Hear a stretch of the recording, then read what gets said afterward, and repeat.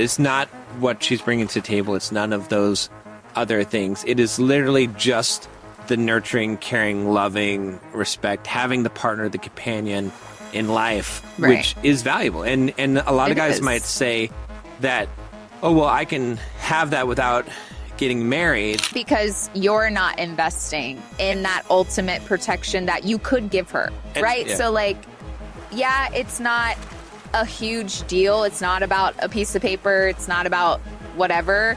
But it's that there is an ultimate level of protection. 90% of the narrative is guys are taking the bigger risks because what if women initiate 9% of divorces and I'll lose half my stuff and the court system is stacked against men?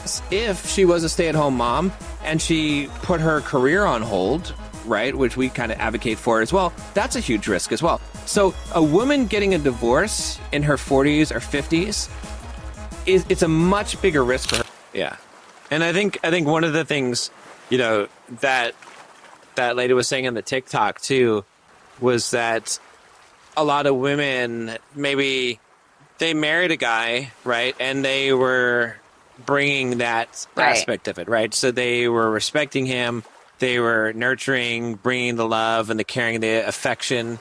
And then they got to a point where now that guy is being more cold and distant. And part of the reason why there's always two people involved, but is that they stopped doing that. They stopped doing the Right. things, just like guys stopped doing the things that they did when they were courting a woman. A woman can start nagging. She doesn't respect him as much. She compares him to other men.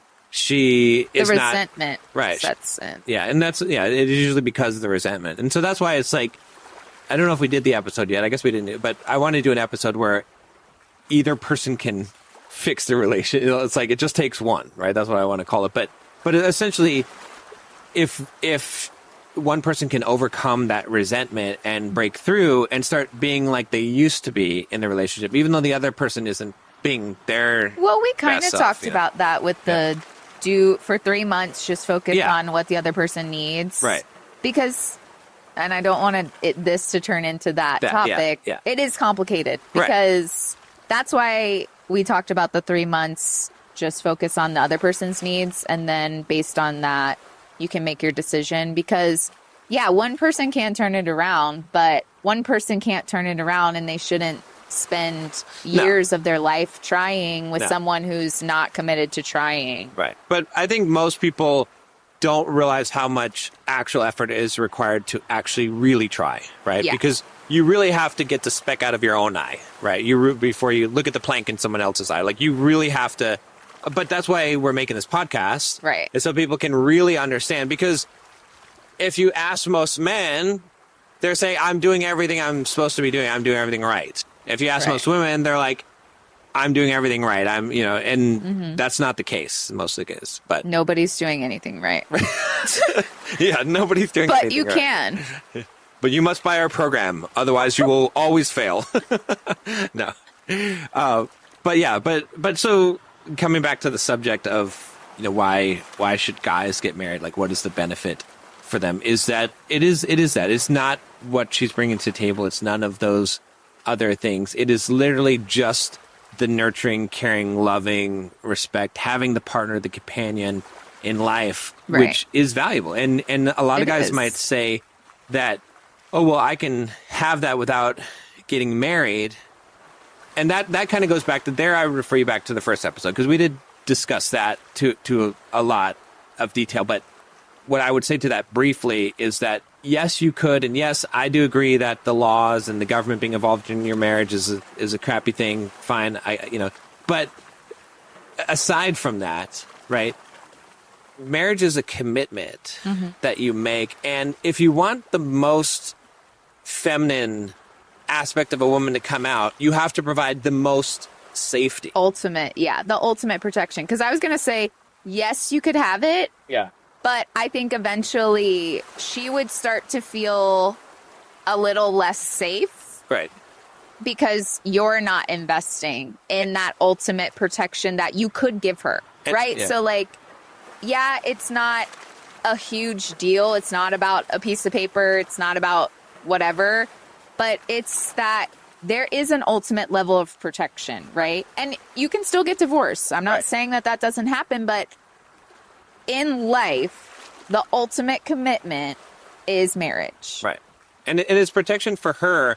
And we were talking about this before. I don't know if we actually did talk about it on the podcast, but I know we were talking about it in the sense that guys always think they're taking a bigger risk in the marriage, right? That almost the 90% of the narrative is guys are taking the bigger risk because what if women initiate 9% of divorces and I'll lose half my stuff and the court system is stacked against men. And I do agree with those things, right? I'm not going to argue with the facts about those things. Some of it is overblown, but let's just say that those are the facts, okay? I'm not going to argue those facts.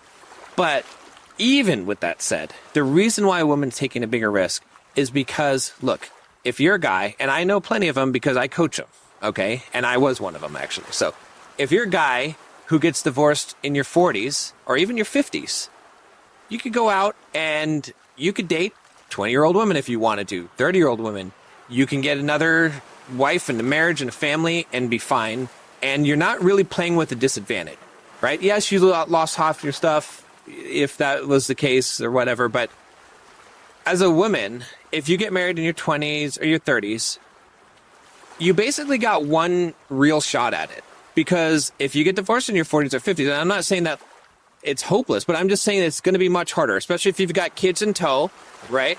A single mother has a harder time, right? And, you know, she's lost some of the benefit to a man, the youth, right? That she had that is an appeal. So she's in a much more precarious position. Plus, if she was a stay-at-home mom and she put her career on hold, right, which we kind of advocate for as well, that's a huge risk as well. So a woman getting a divorce in her 40s or 50s, it's a much bigger risk for her. Plus, a guy is more likely to cheat. I know guys are going to disagree with this, but it is more likely that she could do everything right and he would cheat. Now, yeah, maybe women have a higher leaving the marriage or divorce rate, but we talked about that in some other episodes too. But it's not usually because they have a propensity to cheat in a good relationship where a man could jeopardize that, especially a successful man. A lot of successful men in a perfectly good relationship with a wife that's treating him perfectly good. So she's taking a huge, massive risk. And so you as a man have to realize that she's taking an even bigger risk if there's no paper, if she's not guaranteed to get half of the stuff. And you can get your money back. You can get your things back. Like, you can't get time back. Right. And, you know, we were talking about this walking around here. If a man is so worried about his stuff, which I know it's mostly single men or men who have been through divorces already, I don't think you value that woman enough. I don't think that's the woman you should marry because it's so disrespectful, especially if you're with a woman, to be like, oh, well, I don't want to get married. I don't want to lose half my stuff. Are you kidding me? And I literally, again, I can speak from experience because I literally lost millions of dollars in a divorce, right? Like, it's true. I can earn that back. I can't, like, you know what I mean? They're things. Right.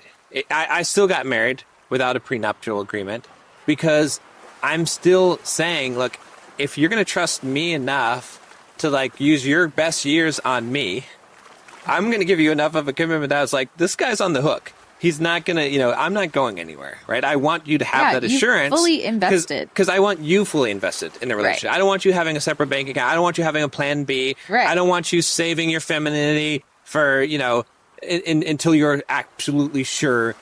I want to give you that surety. Right. And am I taking somewhat of a risk?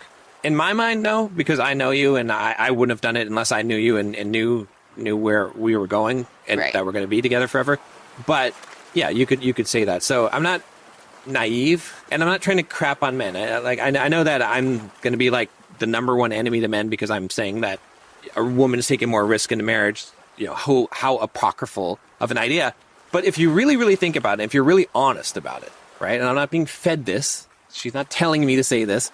I came up with this on my own because if you really, really think about it, and from my own experience of seeing it and seeing how difficult it is, I can tell you that a woman is going to take more of a risk. And so you do have to put something on the lines because she's putting her ass on the line, literally. Like, it's like, You know what I mean? Like She's not going to biology. Yeah. Like the same. She's not going to be able to have with the kids either, yeah. right? That's the other thing. Is like most women want to be mothers and have kids, and you know, if she takes her shot with you and you waste 5 or 10 years of her life and she's not married and then Right. you move on, she doesn't get that back. Whereas for you, yes, you may have lost a decade of your life, but you can were fine. still have kids You were- too yeah. as a man. You were working on your business. You were having a good time because relationship was the number one thing in your life, and you can still build another one and be fine, right? Mm-hmm. Whereas most women, after the divorce, even if they initiate it, you know, they end up in a situation that is not as favorable to men. Because, like I said, I coach plenty of men, and I can tell you there's plenty of divorced men in their 40s and 50s I coach that get successful relationships that are fine, whereas a lot of women in that same situation, it's a different story for them. I mean, yeah, it is. No one's saying that it's not, because I feel like even when I was 20 something years old, it was hard to date. Right. And I couldn't imagine being older. And now you also have a lot of men in a lot of different situations. Right. When you're older. So you'd be dating older men who have either been divorced or never married or in a serious relationship, which is also not ideal. Right. Or, you know, who knows, like widowed, which is hard, Right. you know, in a different way. So, like, the older you get when you're dating, it's just hard in general. Yeah. And it's especially hard, like you said, if these 40, 50-year-olds, like, let's say you get divorced as a woman and you're 40, and you might want to try to go for 40, 50-year-olds, but they're trying to go for younger women. Exactly. Your And pool then is smaller. you have all the other Yeah. things that I just mentioned. Like, that's Yeah. why a lot of people don't like dating. That's why a lot of people are choosing to stay single. Right. And I get it, because Right. it's really difficult. Yeah. But the thing is that we're trying to help everybody, men and women. Right. Like you said, like, we're not trying to be like men this, men that. Like, we're trying to help men realize the ways that they can have a healthy relationship, Right. the ways that they'll be happier, and they'll have women in their lives that treat them with more respect Right. and have a happier household in general, and women, for them to realize that they need to have accountability Right. for the things that they're doing. And they also need to own their femininity. They need to own being emotional in the correct way. They need to own that they are the bringers of love in a relationship, that they are the nurturing, caring, the gentle side, Right. because it's the yin and the yang, Yeah. right? Like, you need the hard and the soft. Like, Exactly. otherwise you just have one or the other, and they don't balance each other out. Better than